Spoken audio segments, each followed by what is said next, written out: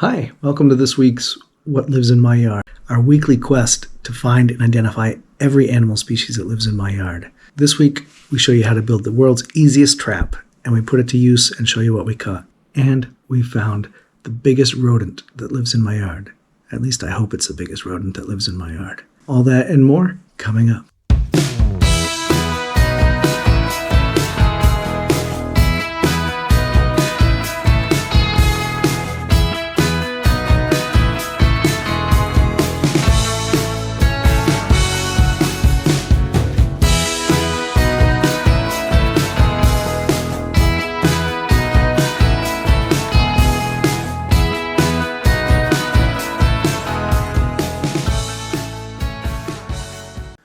The very first animal that is going to be added to the master list of what lives in my yard is, ready?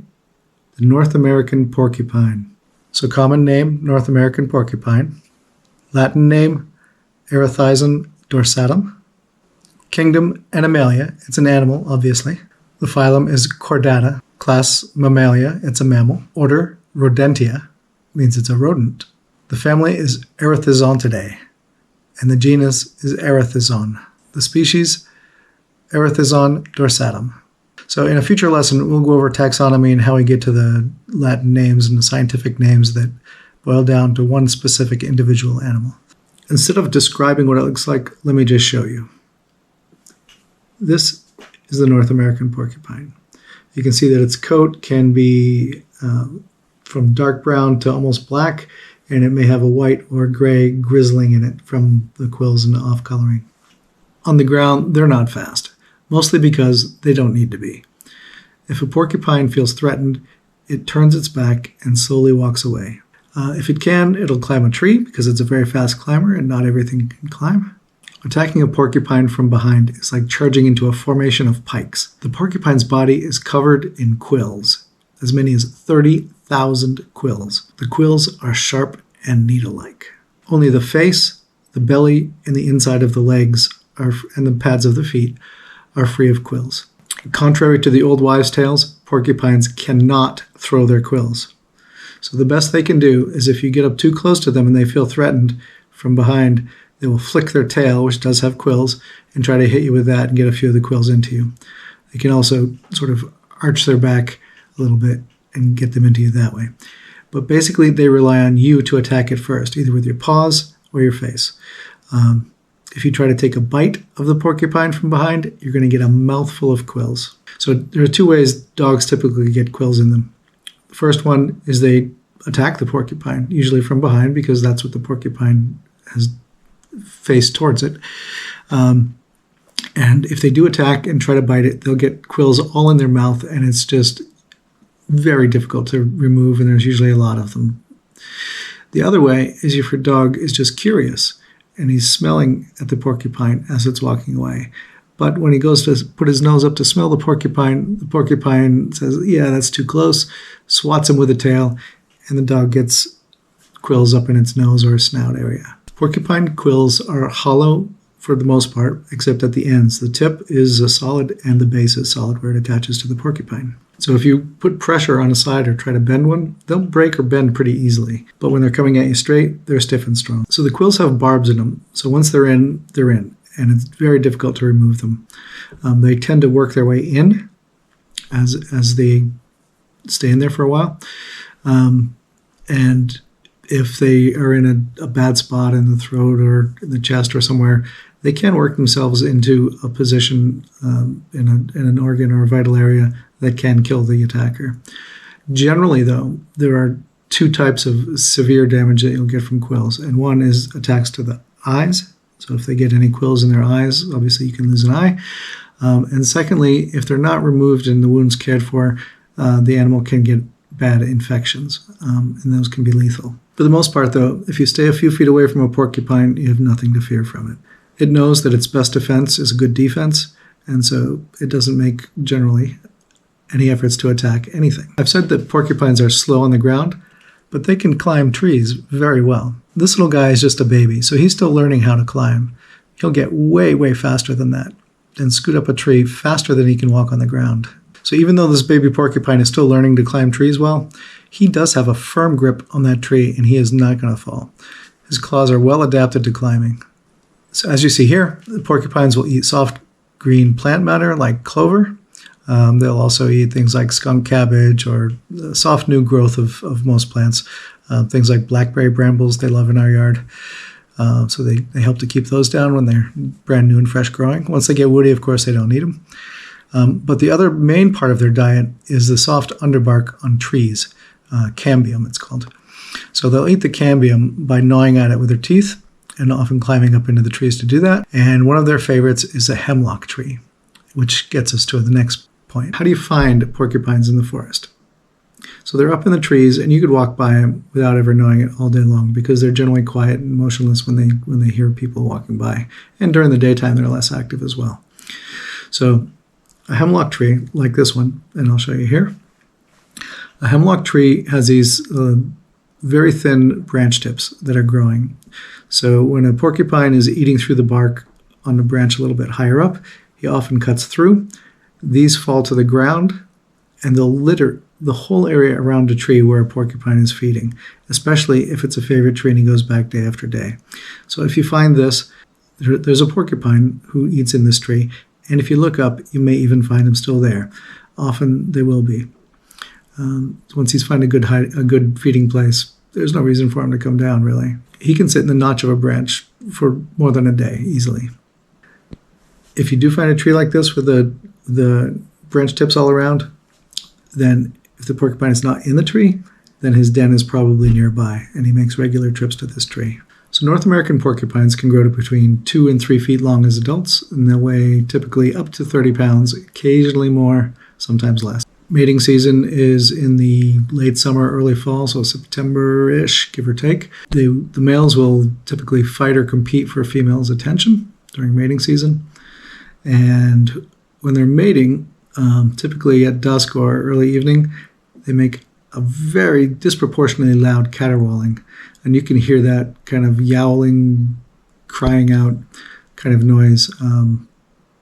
And you would never think that that's a porcupine. It may be two bobcats fighting to the death or something, but that's actually the mating calls of the porcupines. The gestation period is 7 months. So sometime around April or May, the baby will be born. Typically, it's one baby per mother. When the baby is born in the spring, April or May, it's just when the new growth is coming up out of the ground, so there's plenty for the baby to forage on. And they will forage very quickly after being born. They do nurse with their mothers, and they will stay with the mother for about 6 months until just about the next mating season. As you can see, clover is an especial favorite of the babies because it's easy to eat. There's nothing easier than a lawn full of clover. Typically, porcupines are nocturnal, especially in the winter when they stand out against the snow very easily. But they do occasionally come out to eat, and if they're in a tree they may stay there all day. Porcupine scat looks a bit like deer scat, right? So it's little oval pellets, and the pellets are, sort of brown, kind of woody, fibrous material. The difference is that porcupine scat, the ovals tend to be curved along their length, so maybe like a shallow C-shaped, where the deer are just straight up ovals. In the summer, porcupines will stay pretty much alone, except for the baby and the mother. They'll be solitary creatures. But when it's wintertime and it gets cold, they can form communal dens. So this hole in the ground is not used during the summer, but in the winter, had, I think, about 6 porcupines living in there. It's hard to tell because they all come and go individually. So one will come out, one will go back in, 2 will come out, 1 will go back in, and so it's hard to keep a good count of that. I think about 6 in this one. All various sizes, various ages. I caught with a trail cam at about 4 in the morning, and typically they come out only to feed during the winter. So they'll go to a tree, go up in the tree, eat, come back down, go back to the den. They do that because the multiple bodies in the den makes it much warmer. And if the weather's bad, if it's snowing, sleet, rain, something like that, they'll stay in the den and they won't come out at all until the weather gets better. They do not hibernate. They do not go into a state of torpor like some animals. They're active and awake with normal sleeping patterns all winter. So what does a porcupine track look like? So in soft dirt or semi-firm mud, you'll see the front paw is about 3 inches long on an adult. It will show 4 toes. They'll be long toes, kind of finger-like, and they will have claw marks at the end, a very distinct single pad. And they may have sort of fur marks around the edge if you got a really good print. The rear print will be longer, about 4 inches long, with a much longer pad than the front foot. It will also have a small 5th toe, almost like a little thumb off to the side, and the rear paw will often overlap the front paw on the footprints, and both will be turned inward, sort of pigeon-toed as they walk. You may also see, depending upon the type of terrain, tail marks, so the tail will often drag. In the wintertime, they have very short legs. Well, all the time they have very short legs, but in the wintertime, when there's snow on the ground, often they'll just kind of plow through the snow, and so you'll get the whole snow pushed aside by the whole body. So porcupines live all throughout Canada and Alaska. They live in New England, say down to sort of West Virginia-ish, a little bit in the Appalachians, and out to Pennsylvania. They live along the northern border with Canada and Minnesota, Wisconsin, and areas like that. And in the West Coast, they come down Washington, Oregon, through the Rockies and down even as far as Mexico. They tend to stick to forests where the trees are because that's the main part of their diet. So I've mentioned that porcupines typically are not a threat. They typically don't attack. But they can get rabies, like a lot of woodland animals. So if they do get rabies, typical behavior or typical aberrant behavior would be charging toward a person or a pet, attacking, acting aggressive, responding to attacking nearby noises. So if you toss a stone or a stick near it, it might attack that noise or go after the person or a dog or anything that's around. That is definitely not normal behavior for a porcupine. So if you see one acting like that, stay far away and potentially call your fish and game department and report the behavior. Coyotes, wolves, bobcats, mountain lions, lynx, wolverines, and even great horned owls have been known to eat porcupines. But the primary predator and the most dangerous one for porcupines is the fisher cat. A fisher cat is a large member of the weasel family, not a cat at all, but it's very quick and agile. So he will try to get around to the front of the porcupine. He will attack the head, attack the head, attack the head and retreat, attack the head and retreat. As the porcupine tries to whirl around and get its tail facing forward, often it exhausts itself, making it easier and easier for the fisher cat to attack as the fight goes on. Once he's attacked it and killed it or disabled it, he will flip it over and eat through the belly where there are no quills. And of course, a lot of porcupines are killed by cars as they cross the road. They're slow, they're dark, the same color as pavement almost, and they come out at night. So it does not make for a good combination, and a lot of porcupines are lost to roadkill. In a survival situation, porcupines are perfectly edible. Just be careful of the quills. They're easy to find, easy to catch, difficult to clean because of the quills, but other than that, perfectly edible in a survival situation. In the past, I have found quills on the property. If I find another loose quill, I will add it in a future episode. I will cut it open so you can see how it's hollow inside, and we'll put it under the microscope and show you the barbs as well. But that's a future episode. And so that's it for the North American porcupine. All we have to do now is add it to our master list of what lives in my yard under mammals.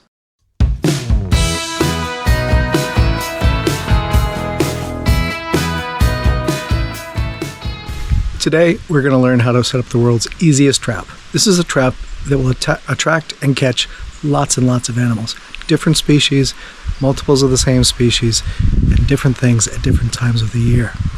This is a trap you don't need a license or a permit for, and it's a trap that doesn't do any harm at all to any kind of animals. Are you ready? Let's go. All right, we're about to set up the trap.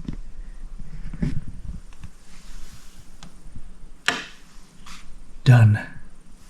This trap uses light as a bait. So what we just did was turn on the light, the outside light on the side of our house. So that will act to attract moths during the night.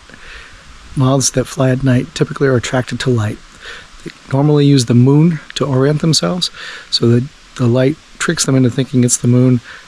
Because the light is on the side of the house, they often land on the side of the house. In the daytime, these night-flying moths are generally not active. So when they're outside of the house, they'll stay there. That's when we go outside, find what's there, and collect our samples or photos or whatever we're taking. So now all we have to do is wait till the next morning and see what we've caught. So right away we can see that we've got some moths. Little white moth, little white moth, little white moth, and a darker moth. A moth with some lines, but let's go back to this little white moth. Sorry about the focus. These appear to be all the same species, so let's focus on these today. To identify a moth like the one we found outside, we want to make sure we have good pictures of it. So we want to make the top side of the wings, especially for a moth, because they generally rest with the wings folded down and flat. So that's a distinguishing characteristic of most moths. We want to get a picture of the underside of the wings, in case there's a lot of moths that look the same. We want the body, we want the legs and feet, the face, the antenna, and even the distal end of the abdomen on some insects can be an important identification mark, particularly dragonflies. Once we've got all our good pictures, we want to find some distinguishing characteristics about this moth. So before we even look up what it might be, we want to say, what are the things we notice about this? First, it's a white moth, so there's a whole category of white moths. We're pretty sure it's going to fit into that category. It's also got four wings rather. Two on the left, two on the right, an upper and a lower, or front and back, however you call it. The upper is wider than the lower, so the upper is on top of the lower as well. It's about an inch or so wide. The body is white, the feet are white, the head is white, the eyes are black, the antennae are white. The antennae are pulled back underneath the wings in this case, but not sort of forward facing. Those are all things that we might find on several white moths. So now we want to look for things that are specific to this moth. So we see right away that it has a line across the wings, kind of a light brown, yellow brown, dark orange, whatever you want to call it, sort of line that goes all the way from the leading edge of the upper wing across that wing, across the lower wings, and back up to the other side. And it originates at a big sort of thick spot or marking on the leading edge of the upper wings.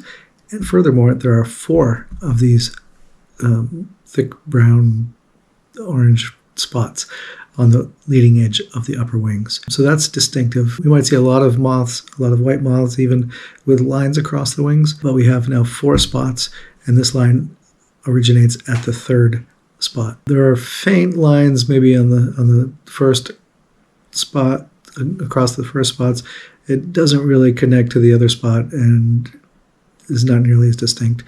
The second spot doesn't seem to have any line that I could see, but there may be individual variations on the differences in the lines, and if we look at our different pictures, we can see that these are not all identical, but they all have some very similar features. So other features, if we look at the bottom or trailing edge of the upper and lower wings, we see that they're sort of fringed or feathery consistency. The trailing edge of the upper wings, we see some little black spots. So they're predominantly white, but there are some little tiny black spots along the trailing edge of the upper wings. That's another mark we can look for as we get closer to identifying this. What else do we know? We know we found it in New Hampshire, southeast New Hampshire. We know that it was attracted to light, and it was most likely flying at night and resting during the day, having ended up there by the light. We also know that we found it where we live, which is a kind of mixed deciduous forest with some clearings. All of those things that we've written down before we've ever even tried to look up what it might be. So what we want to do is make sure that we've observed this particular moth as closely as we can before we start to get influenced by what we might be finding in our reference materials. Then the first thing you might do is with your phone, take a picture and use Google Lens, right? In this particular case, Google Lens comes up with tons and tons of moths, images of moths, some white, some sort of white, some lines, some not lines, some with different features. But I do not find this in their list of moths. That didn't help. Sometimes you'll get lucky and it'll be there, and you can follow the trail from there. But there are better resources. You can get a field guide, lots of books, moth identification, things like that. But online, there are a bunch of different resources for identifying creatures. One is bugguide.net, butterflyidentification.org is another, and there are insectidentification.org and lots of them.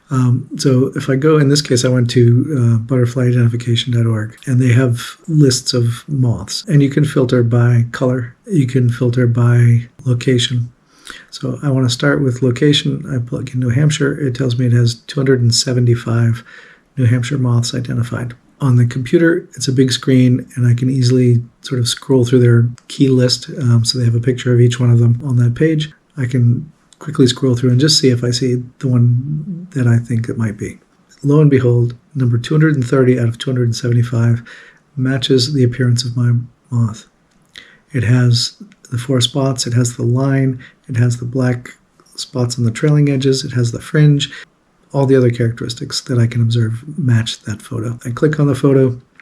This is a lesser maple spanworm moth. Once I have the name, I can go anywhere on the web and find out more information about it. I can use my reference books. The first thing I want to do is make sure that it does live here. The lesser maple spanworm moth does live here. It lives from Saskatchewan, Canada, to Nova Scotia, Canada, down to Florida on the East Coast, and west to Mississippi. So we're well within its range. Secondly, is it the right season for it? Moths are typically very seasonal. So in this part of its range, the lesser maple spanworm moth flies in its adult form from June through August. So today is July 31st, so it's certainly within that range. As the name implies, it eats maple leaves, at least the caterpillars do. So the caterpillars will eat the leaves of preferably red maple, but several different kinds of maple trees, also birch, alder, tamarack, and a few others, all of which we have here. It has the right food source here. It's the right region. It's the right type of habitat. Our reference sources tell us that this is a night-flying moth that is attracted to light. The size is right. So we measure our moth. It's about 25 millimeters. The lesser maple spanworm moth ranges from about 18 to 25 millimeters. We look at our reference sources. This is a native species. This is not a species that's particularly damaging to the host plant. So the caterpillars, which are very small, eat leaf material off the maple trees. They're not in such huge numbers that they're in danger of denuding the tree or hurting the tree. They don't burrow into the wood or do anything like that. We found lots of them on the wall near the lights. So at this time of the season, at least, they're plentiful. They appear to be thriving in this particular location. So also in our references, we can look at the caterpillar for the lesser maple spanworm moth. So in the springtime, we might see the lesser maple spanworm moth caterpillar. This will be on our list of things that we're likely to find, just because there are so many of the moths here at this time. If we do find one of the caterpillars in the spring, we'll add that to a future episode and note it as well, although it would be the same entry on the master list of what lives in my yard. Whenever you're identifying an insect or an animal, one of the things you want to be careful of is lookalikes, or things that look almost like it, especially things that look almost like it and live in the same area. So in this case, there are a lot of white moths. There are a lot of white moths about this size. There are a lot of white moths about this size that fly at night and are attracted to light. On that basis, it could be a lot of things. But because we have identifying features on the moth, we have 4 brown, dark orange spots along the leading edge of the upper wings. We have a line connecting the third spot to the other third spot going across all 4 wings. We have little black spots on the trailing edges of the upper wings. We have the fringe on the bottom of all of the wings. We have the swept back antenna, black eyes, white body, white legs, all of that. In this case, there are no other sort of little white moths that have these. So we can, in this case, rule out lookalikes. We can be 100% sure on this identification. So the second animal Added to the master list of what lives in my yard is the lesser maple spanworm moth, and it's the first insect that we're adding to our list. So the taxonomy of the lesser maple spanworm moth is kingdom Animalia, phylum Arthropoda, class Insecta, order Lepidoptera, family Geometridae, genus Speranza, species Speranza pustularia. And at the end of episode 1, our master list of every identified species in my yard, August 1st, 2024, total species count is now 2. We have 1 mammal and 1 insect. We have the North American porcupine and the lesser maple spanworm moth. All right, that's it for episode 1 of What Lives in My Yard. We've added 2 species. We've learned to make the world's easiest trap. We've learned how to identify moths. Our next episode will be Saturday, August 10th. If you haven't subscribed, I hope you'll do it now. If you haven't hit like, I hope you'll do that now too. As always, we want to hear what you think of this week's episode. Let us know in the comment section. We read every single one. Next week in episode 2, we're going to put our light trap to the test and try to get as many moths as we can added quickly. So we've shown you how we identify them, so we're just going to add them quickly, show you pictures of them, what we found, and move on. This week we added a mammal and an insect. Next week, in addition to those moths, we're going to add 1 other class of animals.